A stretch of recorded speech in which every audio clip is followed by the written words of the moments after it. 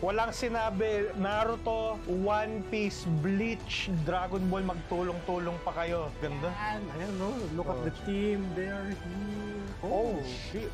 Oh, ano ba ito? Hi, guys. Yo, yo, yo. What's up, what's up? May mga basura kami dito. Basura nga ba talaga, Tito Jed? So yun guys, pasensya na. Hindi ito mga basura. Ito ay self-love nun. Tamang salita nga. Kaya kami nandito para i-share din sa inyo. Yes, sir. Na to. Kung ano yung kasiyahan na makukuha sa mga toys. Salamat sa ToyCon PH 2024 at nabudol kami. Oh, great writers, great people at greater toys. Nalala ko pa. Yung unang usapan, magkano yung budget? 2K? 5K 2K, nga. 5K? Sabi ko agad eh. Kaso nga lang, wala na akong wallet eh. Gina-justify namin healing our inner child. Kasama si Shion. Siya muna mag-ano. So, sige, ano ba una natin dyan? Bali, yung una kong budol para sa akin is actually... Oh, shit! Ito yan si Chopper from One Piece. Yan yung sa ano pa? Yung sa Alabasta na suot niya ata yun eh, Ito no? nga ba yun? Ito, makita ko natin. Oh, yes. Makeup. Cue in yung ano yan.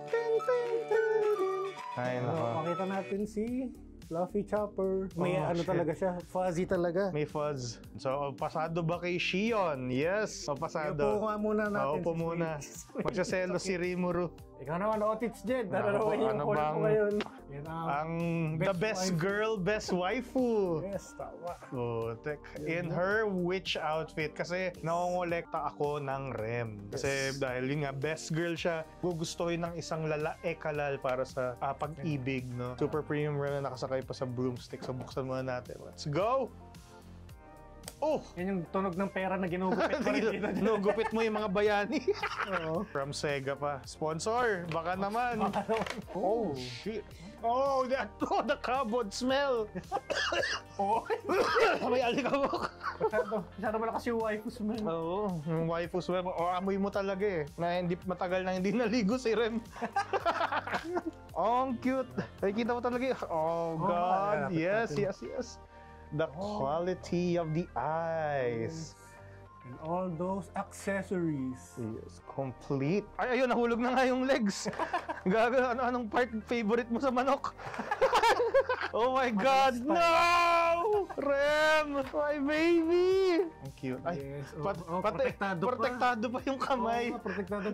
Gago, for me, ano pa, may plastic pa sa kamay. Tapos, Hirap rin. oh my God, Rem, please hawakan mo ang aking broom. Papasok ba? Tapos, ipapasok mo siya dun sa kamay. Ayun. Oh, no! Oh! Sorry. Nahawakan na ng kanyang kamay. Ayan na, humahaba na ang kanyang stick. Sige, pasok na natin dito. The final touch. Yay!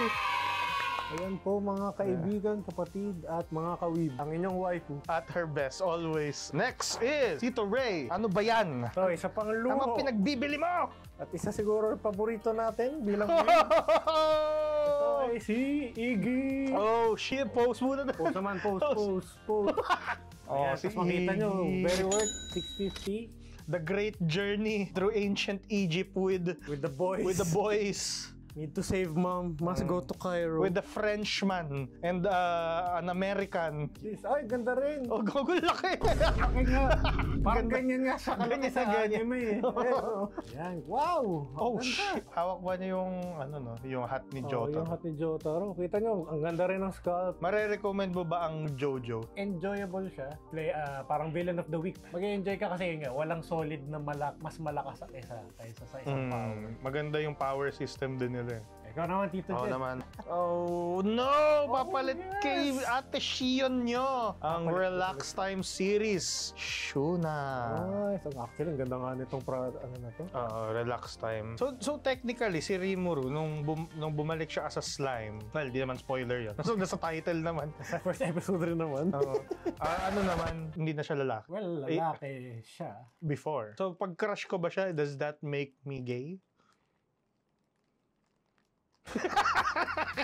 Ayan na sumagot para kay Tito Jen sa comment.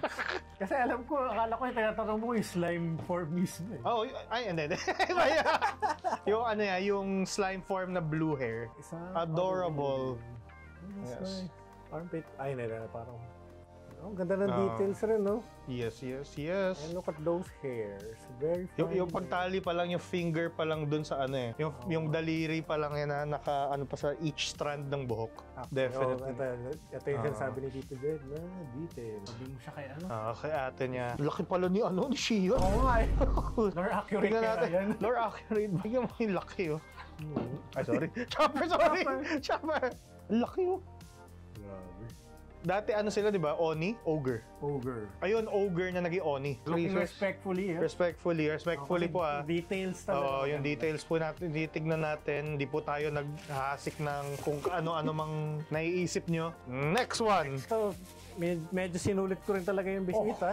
Ito ang isa sa mga paborito kong produkto na nakita doon, which is... Oh, shit! Sana pala na ano ko rin yan. Po, ang Pokemon na gacha set. Ayan, kita nyo po. Gacha set siya. Yes. Akala ko para siyang Lego. Tapos, depende po sa series kung ilan yung makukuha nyo. So, ito po, makikita nyo. 6 at iba't ibang design. Bale, ito po ang itsura nila. Separate box. Right out of the box. Ay, actually, ito pala yung Interesting. By Rement. Pakita natin kung ano ang... Lahat ba i-unbox mo na ito na ano? Yes. Na remake? Yes! Ay, ako talaga ito binili. Karen, sige. Yung tawa ni Doc Flamingo pag gumagastos kayo. Oo. Kukunin ko na sana to pero hindi ko nakilala yung bago generation. Hanggang sino lang ako eh. Ikaw ba, ano ba nalaro mong Red, green, Happy blue, Pride at yellow Month? pa nga eh. Happy Pride. Ayan. So this is... Ay, gagi. Kaya pala, nakalabas yung puwet nila doon sa, sa bintana. Ang cute oh. Tapos pag nakaharap, ayun yung mga faces nila. Oh, sino ba to guys? Sino Pokemon to? Basta yun yung bagong Corgi. Corgi Pokemon. Sword and Shield. Yes. Oh, Corgi. Assemble muna natin para mapakita natin per piece. I'll take your entire stock. Time-lapse. Yan, time-lapse pala.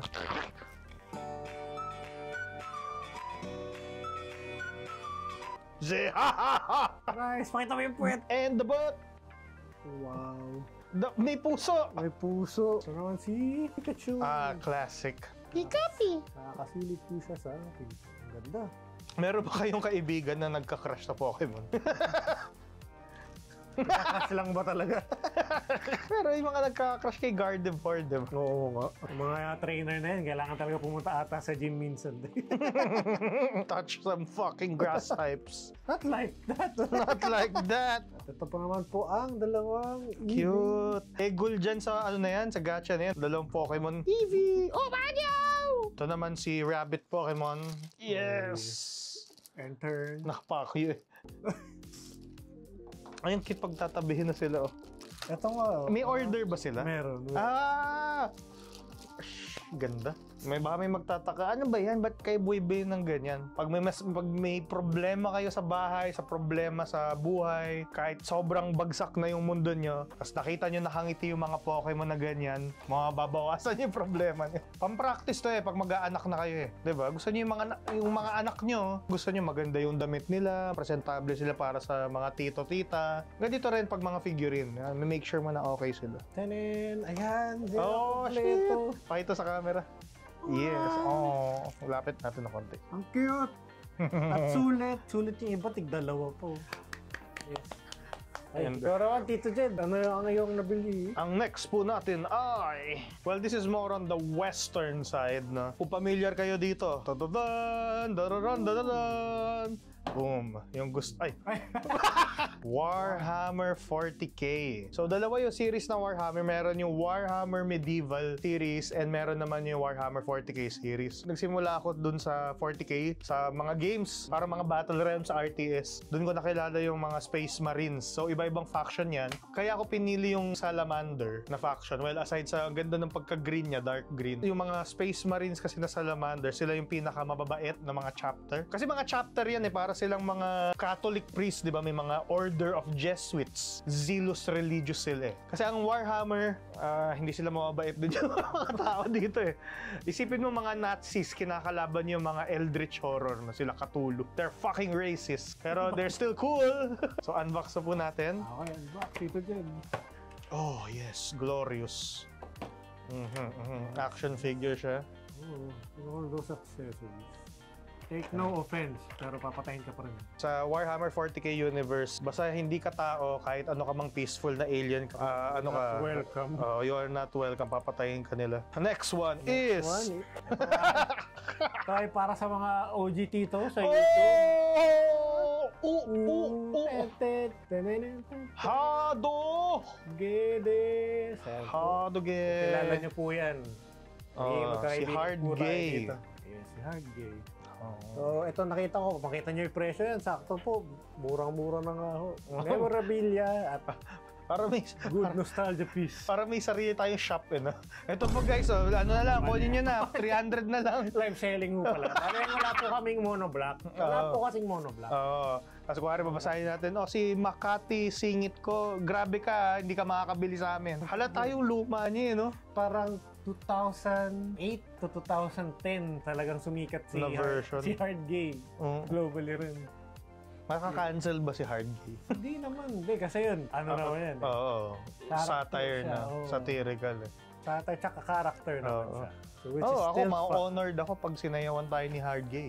It will be a pleasure. Honor. Pleasure to ilabas na natin ang mga itlog. Yay! Nakasubat pa. Yan, mabuhos ko yung mga eggs. Sige, yan. Pasadahan natin. Ano ba yung mga pinagkukuha natin dun? Kumuha ako ng Persona or Shin Megami Tensei, yung Frost. Hindi ko nakita yan. Si King Frost. Si King Frost. Oh my God. Yeah. Wala akong kuko. Si Frost. Yeah. Ganda. King Frost. Kompleto rin, no? Detail sa likod. Kuhang-kuha. Wala pa kasi akong Persona na merch na ano eh. What is that? Si Iggy ba yan? Hindi, pero kamukha ni Iggy. Very cute, very detailed. Good puppy na gachapon. Ayoko muna buksan kasi mahirap preserve. Yung iba kasi binuksan ko na nung nandun excited eh. True gacha experience. Walang sinabi ang Genshin, ang Wuthering Waves sa ganitong gacha. Sa totoong gacha. Yung mga sa nagtitinda, nakalimutan ko yung pangalan ng store. Pero meron silang raffle. Pag nakabili ka ng kunwari ng 500 worth, may spin the wheel, parang gano'n. Tapos parang kung anino ko mo number, may mystery bag. Tapos ito nakuha ko mga Star Wars figures. Yes. Kailangan ko, si Bruce Lee, kailangan ko makuha si Idol. Si Idol pala to eh. Lahat ng fighting games may Bruce Lee representative eh. Ikaw naman. Ito nakita ko, Tito Jed. Ito, pakita natin last. Ako na-excite ako. Ano yun eh. Kilala niyo ba to? May mga OG hunters dyan. Na inis na naglalak. Favorite na cave crawler. And the Kezu. Kita ba? Yun. Yun nga kusang sinisensor ng ating camera kasi minsan nakakatakot talaga sa tingin. Subukan nyo rin yun guys, Monster Hunter, pero mas masaya yung laruin with friends. Yes, tama yun. Kaya di ko na nalalaro eh. Ito, wait lang, buksan ko lang ito. Gusto ko si Kuromi. It's a sad Kuromi. Sulit. May mga Sanrio character. Sino favorite mong Sanrio character? Sa akin si Pompom Purin, si Cinnamon Roll. Yes, yung Pompom Purin yung parang may brown na chocolate dito, di ba? Yung pudding siya na aso. Actually, tsaka si Bad Bats. Bad Bats Maru. Si Bads Maru yung penguin. Alala ko nga dati, alam ko siya yung OG boyfriend niya. Tapos nag-break mo sila. Hindi ko retcon. Ako naman si Kuromi tsaka si Cinnamon Roll. Tawaran ako yung sa Twins, Star Twins. Yung Star Twins. Yung pink tsaka blue yung buhok. Ito pa last. Kuromi din. Kuromi ulit. Si Playful Kuromi. May mga gusto ng mga goth girls. Ito yung mga gusto ng mga babaeng sisira ng buhay niyo eh. Hindi mo naman nakangiti siya parang may gagawin ako sa'yo. Subukan mo kung ayusin. Can you fix her? I can fix her. Go naman next. Wait, sorry. Ito pala yung Star Twin. Ayun nga, yun. Star Twin na blue. Nakuha ko. Nice. Yung lalaki. Akala babae, wala. Nakahiga. Yung pisngi. Cute. Yan. Ito ay para sa aking mga kapwa Hololive fans. Dude! Kaya ako binili kasi wala talaga sa Pilipinas eh. Silipin lang natin ang individual. Actually, ayoko to buksan pero para sa Hororibu. First merch ba na Hololive yan? Oh yes. This is Gen 1 merch. Oh my God! Oh shit! And yes, and all of that. Oh, God. Oh, look at those members. Cute. Look at those livers. Ilan siya sa set na yan? 4? At least a total of 8 variations, no? Mm. Actually, I don't wanna check. Baka sa separate post ko na lang siya Separate post pakita. na. Kasi yun nga, so ko na-enjoy rin to personally. Personal. Sharing. Next one is... Grabe to. Evangelion. So ito po ay pinapanood ng mga sad boys at mga goth girls na may problema sa buhay. Hindi ko na isa-spoil pero may nangyari dito kaya siya nakaganyan. Pero nakakatakot yung pangyayaring to kaya siya nakaganito. Baka ma-third impact Okay. yan mamaya. Ma-third impact. Ano ba yung Evangelion? Ano ba handa ba kayo talakhayin ng Evangelion? No? Kasi, oh my God, ang ganda, gago. Oh, shit. May alikabok ka. Grabe. Tapos nakuha mo pa yan ng sale, diba? Susunod na gastos. Kaya mga kinakain ko mga delata na eh. Sarap rin ng orange juice pag nanonood ng Evangelion. Deri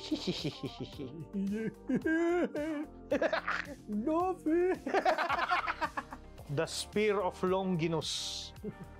Ito po ang sinaksak daw sa Panginoon. Pero hindi itong, reference doon Pero hindi ito mismo itong spear na to.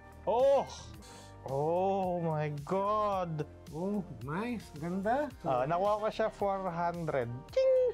Yes, pwede na po mag-orasyon. Padasalan na po natin ang santo. Larangan ng mga mecha. Oh, shit! Alam mo, pareho tayong favorite. Favorite namin ni Otits yan. Walang sinabi. Naruto, One Piece, Bleach, Dragon Ball, magtulong-tulong pa kayo. Hindi kayo makakatalo ng mga nasa space robot na to. Ren Ragan! Yan, Ren. Silipin na lang natin para makita natin lahat. Pagkabukas Hollow Blocks. Gurren Lagann. Oh my God! Oh, shit! Akala ko. God damn! Akala ko parang ganito siya. Oo nga eh.